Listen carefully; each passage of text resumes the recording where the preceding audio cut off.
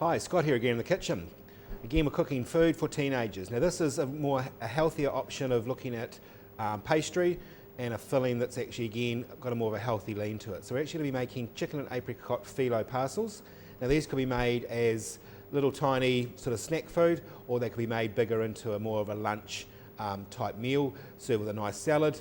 And again, you can vary the filling to suit your own needs. So let's get straight into it.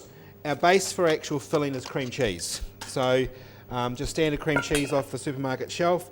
You're wanting around about 125 grams of cream cheese just into a bowl. It can be the soft variety, or it can just be the normal variety. To that we're going to add some crushed ginger. This is just out of a jar, so it doesn't have to be fresh ginger, but if you've got fresh, then fresh should be fine to go. Then we've got some dried apricots. And we want to chop those dried apricots down, either reasonably thinly, or you could dice them as well. Now again, if you're not into apricots, you could leave the apricots out. You could put in a wee bit of onion would be fine into this. You could chop in some fresh herbs, but this chicken and apricot filling sort of goes really well together. It's kind of a classic combination. So just running my knife across the top of those to chop them down again. So that goes in with our cream cheese. Now our chicken component is actually some smoked chicken. Now you could use cooked chicken, but I find the smoked chicken gives it a really nice flavour. So again, just slicing that into thin strips. So this is around about half a packet. There's usually 2 chicken breasts to a packet. So again, you want to chop that down into a small dice, and that goes in with our cream cheese mixture. Just a little bit of salt and a little grind of pepper, and then just using the back of a spoon to start. That's just softening down that cream cheese, and you're starting to combine those ingredients all together. So if you're into something like a chicken pie, chicken and mushroom pie, you could actually, you could use chicken and mushrooms, cook off some mushrooms and mix them with the smoked chicken and the cream cheese. So once that all comes together, just like that, that's our filling. We then need to move on to our filo pastry. For filo you need some melted butter or oil. Some people use cooking spray,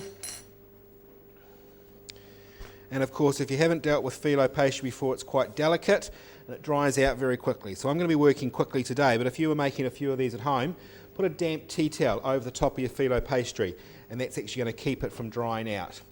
So then we take our butter, pastry brush, and we're going to grease the sheets of filo with the butter. I prefer to use butter because there's flavour in that. But as I said, you could use oil, you could use cooking spray. Then we take another sheet, so it's virtually like tissue paper, so you've got to be quite delicate with it. And we lay our next sheet on top. And we do this for 3 to 4 times, so either 3 sheets or 4 sheets. And always the butter in between each layer, and also our last layer. So match them up so they're all flush with each other.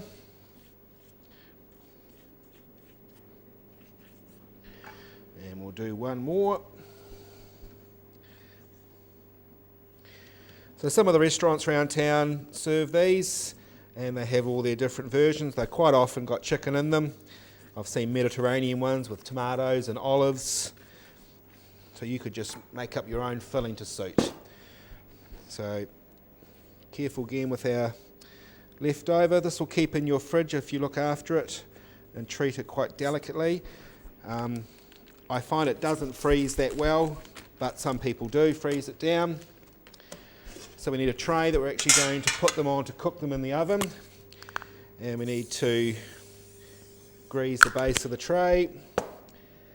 So then we basically, using a sharp knife, we're going to cut it in half lengthways, and each one of those in half again. So you're going to get 4 parcels from the one sheet.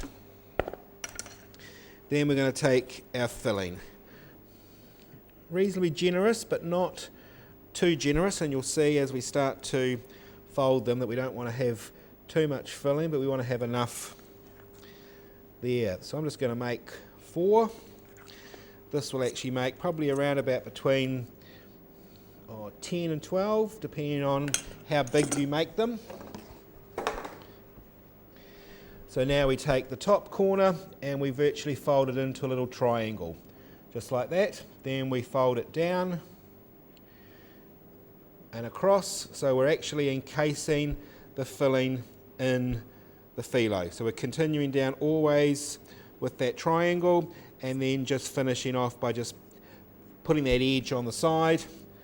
So as I said, we'll do 4 of these, so you'll get to see how to do them. So form that triangle, fold it down, and continue down the length of your filo pastry. We've lost a bit there, but that's fine. And then just turn that edge under. So as I said, any filling would be great in these. If you're a vegetarian, cream cheese, some spinach, some pine nuts would be nice in there as well. And as I said, you could make these bigger and turn them into a lunchtime meal, or even an entree if you had people coming round for a dinner party and you were going to be really getting into your cooking, so you decided to have some friends round for a dinner party, then you could do those as well. So they're going to go into a hot oven around about 200 degrees, and they're going to cook until they're really nicely done.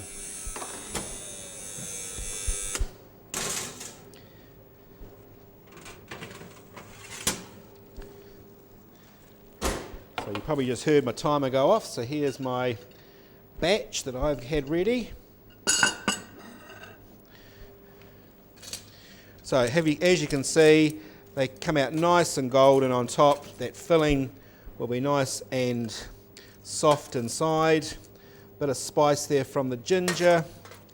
And I'm just serving mine with a wee bit of sweet chilli sauce that you could dip those into or pour over the top, depending on what you wanted to serve them with. So there we have our chicken and apricot filo parcels. Remember, give Q a call, send them an email, and they'll send you out the recipes.